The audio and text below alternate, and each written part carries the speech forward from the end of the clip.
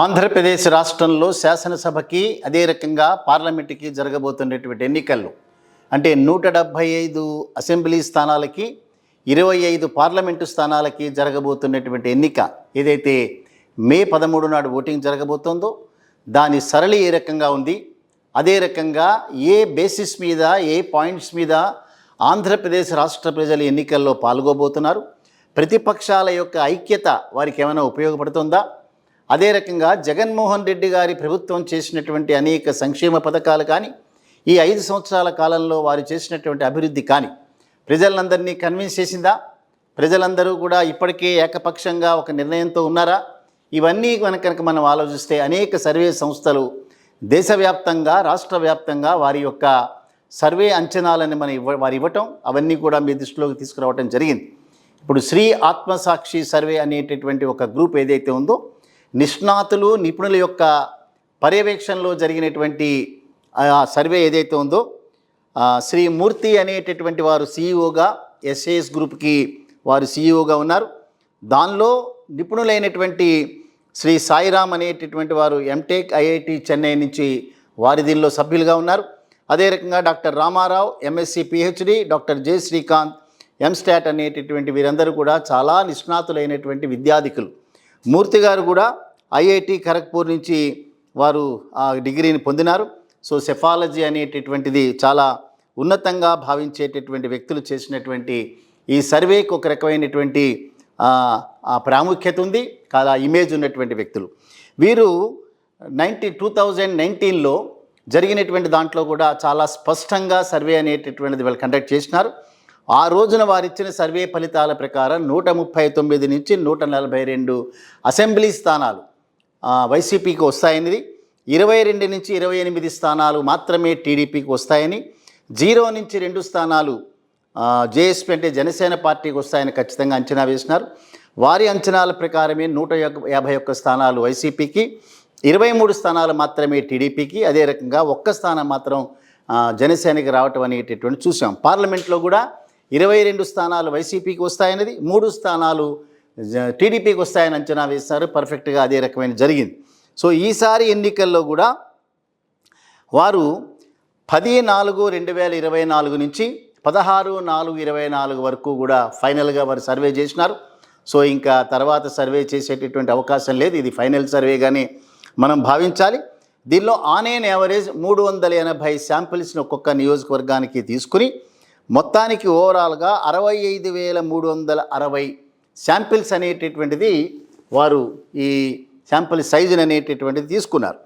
దీనిలో ఫ్యాక్టర్స్ని కనుక మనం చూస్తే ఈ గ్రూప్ ఎస్ఏఎస్ అనేటటువంటి గ్రూప్ అనేక ఫ్యాక్టర్లను తీసుకున్న దానిలో ప్రముఖమైనటువంటి ఫ్యాక్టర్స్ని ఏంటంటే ఈ క్యాస్ట్ బేసిస్ మీద అంటే ఆంధ్రప్రదేశ్ రాష్ట్రంలో కులాల బేసిస్ మీద ఏ రకంగా ఎన్నికల్లో వారి యొక్క ప్రిఫరెన్స్ అనేటటువంటిది డివైడ్ అయింది అనేటటువంటిది అంచనాలు వేశారు. అదే రకంగా ఇన్ఫ్లేషన్, ఈ ద్రవ్యోల్బణం అనేటటువంటిది ప్రజల మీద ఏ రకమైనటువంటి ఇంపాక్ట్ క్రియేట్ చేస్తోంది అనే దాని మీద కూడా వాళ్ళ లోపలికి చాలా డీప్గా వెళ్ళారు. అదే రకంగా వాలంటరీ సిస్టమ్ అండ్ గ్రామ సచివాలయ సిస్టమ్ ఈ రెండూ కూడా ప్రజల మీద ఏ రకమైనటువంటి ఇంపాక్ట్ కలగజేసింది. ముఖ్యంగా గ్రామీణ ప్రాంతాలు, వృద్ధులు, అదే రకంగా చాలా బీదవారు వీరందరి మీద ఈ ఏదైతే గ్రామ పంచాయతీ సచివాలయ సిస్టమ్ ఉందో అదే రకంగా వాలంటీర్ల సిస్టమ్ ఉందో ఇప్పటికీ కూడా వాలంటీర్ సిస్టమ్ మీదనే రాజకీయ పార్టీలన్నీ కూడా విభేదించుకుని కామెంట్ చేయటం అనేటటువంటి మనం చూస్తున్నాం. జగన్మోహన్ రెడ్డి గారైతే వారు చాలా కామెంట్ చేసి మేము అధికారంలోకి వచ్చిన తర్వాత మొట్టమొదటి సంతకం వాలంటీర్ల మీదనే పెడతాననేటటువంటి వారు ఏదైతే చెప్పినారో దాన్ని మనం పరిగణలోకి తీసుకోవాలి అని చేత చాలా ప్రాముఖ్యమైతే అనేటువంటి అంశం ఇది. అదే రకంగా చంద్రబాబు నాయుడు గారు మాట్లాడుతూ మేము వచ్చిన తర్వాత వాలంటీర్ల వ్యవస్థని కంటిన్యూ చేస్తాం, 10,000 రూపాయలకు వారికి మేము వేతనాలని సవరిస్తామని చెప్పారు. అదే రకంగా అద్భుతమైనటువంటి జీవితాన్ని ఆ మాటలు ఎవరు నమ్మలేదు, కానీ మొత్తానికి వాళ్ళు చెప్పడం మాత్రం 60,000 రూపాయలు నెలకి వారు సంపాదించుకునేటటువంటి అవకాశాలు కల్పిస్తామని చెప్పారు. అంచేత వాలంటీరీ సిస్టము, గ్రామ సచివాలయాలు వాటిలో కూడా వెళ్ళారు. అదే రకంగా వెల్ఫేర్ స్కీమ్స్, వైఎస్ఆర్సీపీ తీసుకున్నటువంటి వెల్ఫేర్ స్కీమ్స్, టీడీపీ తీసుకున్నటువంటి వెల్ఫేర్ స్కీమ్స్ రెండింటినీ కూడా బేరీజు వేస్తూ చేసినటువంటి అంచనా. అదే రకంగా టీడీపీ, జనసేన, బీజేపీ అలయన్స్ అనేటటువంటిది ప్రజల మద్దతు ఉందా లేదా కేవలం వారి వరకు మాత్రమే అలయన్స్ అనేటటువంటిది ఉందా, ఈ అలయన్స్ అనేటటువంటిది ప్రజల మీద ఏ రకమైన ఇంపాక్ట్ క్రియేట్ చేసింది దాన్ని కూడా తీసుకున్నారు. లా అండ్ ఆర్డర్, ఆంధ్రప్రదేశ్ రాష్ట్రంలో లా అండ్ ఆర్డర్ సిట్యుయేషన్ ఏ రకంగా ఉంది, అట్లాగే ఎలక్ట్రిసిటీ బిల్ అవి ఏవైతే హైక్ అయినాయో ప్రజలు ఏ రకంగా దాని మీద రియాక్ట్ అయినారు, అదే రకంగా problems of government and retired government employees వారి యొక్క సమస్యల్ని ప్రభుత్వం చాలా సమర్థవంతంగా చేయగలిగిందా లేదా అనేటటువంటి ఈ అన్ని ఫ్యాక్టర్స్ మీద వారు చేసినటువంటి అంచనాలు ఇవన్నీ. ఇంకా మనం 4 రకాలుగా మహిళల్ని అదే రకంగా రూరల్ ఓటర్స్ని కనుక చేసి వేరు చూస్తే దానిలో కూడా చాలా డీప్గా వెళ్ళారు. సో ఉమెన్ ఓటింగ్ అనేటటువంటి దాన్ని కనుక చూస్తే మనం 2,10,00,000 మంది ఉమెన్ ఓటర్స్ ఉన్నారు. 2,01,00,000 మంది 2,01,00,000 మంది పైచిలకు పురుషులు ఉన్నారు. 2,10,00,000 మంది ఉండేటటువంటి మహిళలలో 52% వైసీపీని ఫేవర్ చేసినారు, 45% మాత్రమే టీడీపీని ఫేవర్ చేసినారు అనేది సర్వే యొక్క అంచనా. అదే రకంగా పురుషుల్లో కనుక చూస్తే 48% వైసీపీని ఆదరించినారు, 49% అంటే 1% పెరుగులో TDP అలయన్స్ని ఆదరించినారనేది survey report.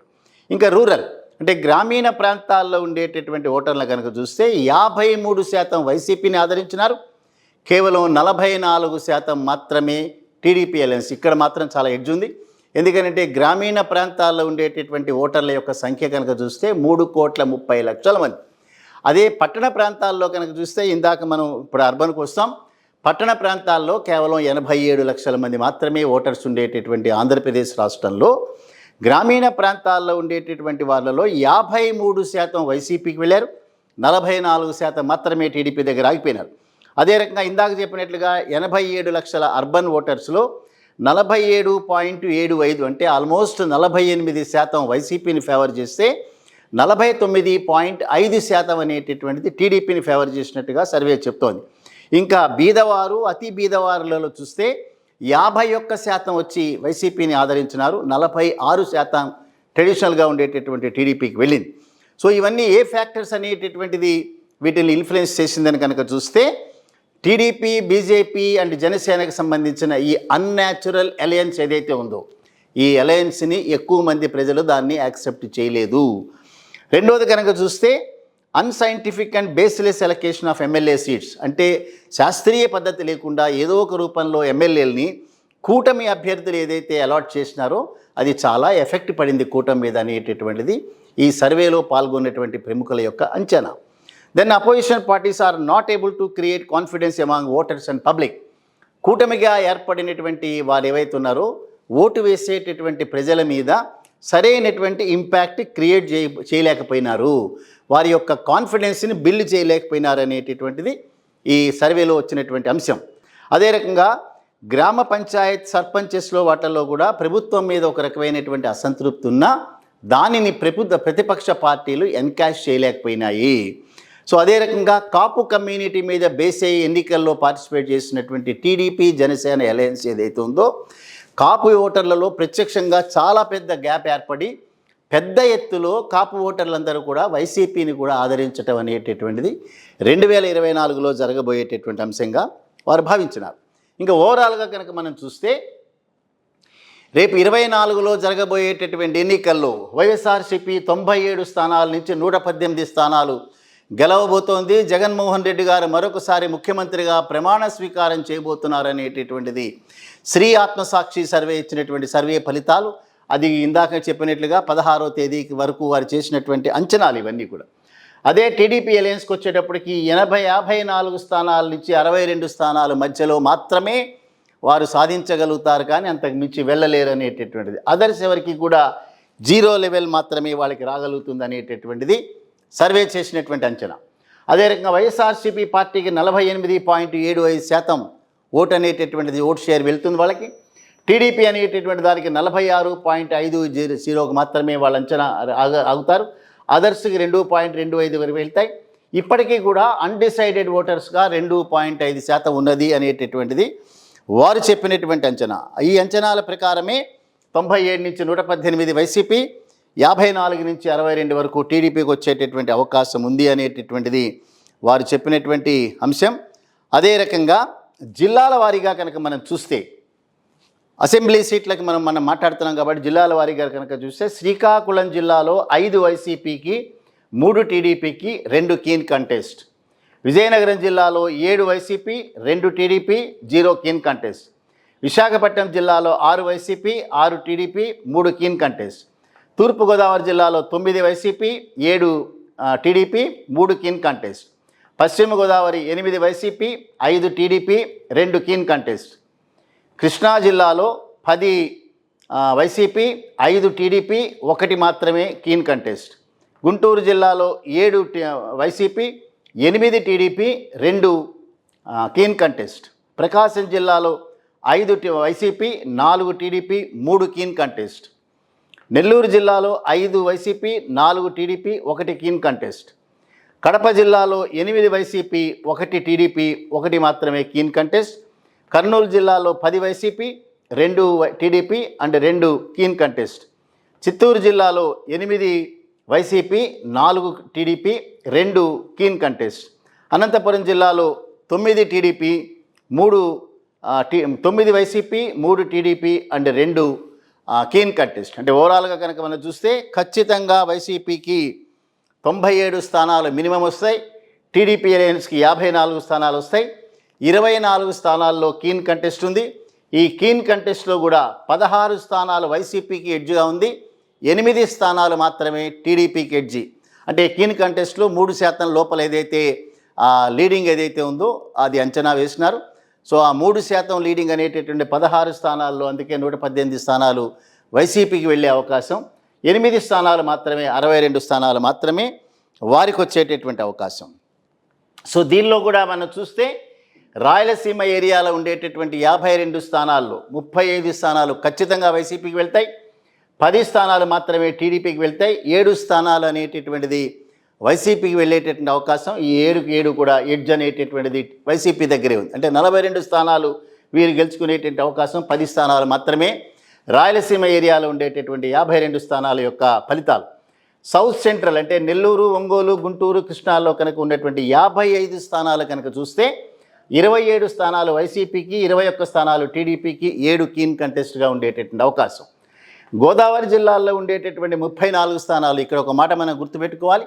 Pawan Kalyan గారు పదే పదే గోదావరి జిల్లాల్లో టూర్ చేసినప్పుడు 34 అసెంబ్లీ స్థానాల్లో 1 స్థానం కూడా వైసీపీకి వెళ్లకుండా చేసే బాధ్యత నాది అని చెప్పారు. కానీ వాళ్ళ సర్వే ఫలితాలు చెప్తున్నాయి, ఎవరు ఏ రకమైనటువంటి మాటలు మాట్లాడినా సరే 17 స్థానాలు వైసీపీకి వెళ్ళేటటువంటి అవకాశం, 12 స్థానాలు మాత్రమే టీడీపీ జనసేన అలయన్స్ సంబంధించింది. 5 స్థానాల్లో చాలా ఉధృతమైనటువంటి పోరు జరగబోతోందని సర్వే వేసినటువంటి అంచనాలు.